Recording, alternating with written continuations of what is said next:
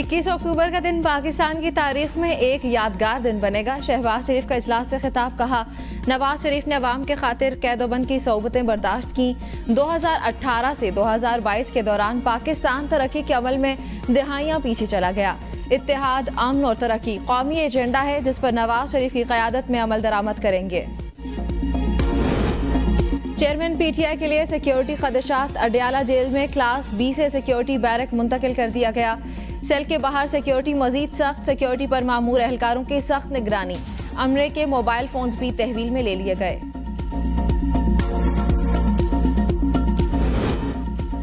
Lieutenant general Munir अफसर chairman NADRA मुकर्रर। Notification जल्द जारी होने का इम्कान। लेफ्टिनेंट जनरल मुनीर अफसर GHQ में IG कम्युनिकेशन एंड IT तायुनात हैं। चेयरमैन नादरा की तायुनाती का पैनल पहले ही निगरान वजीर आजम को भिजवाया जा चुका था।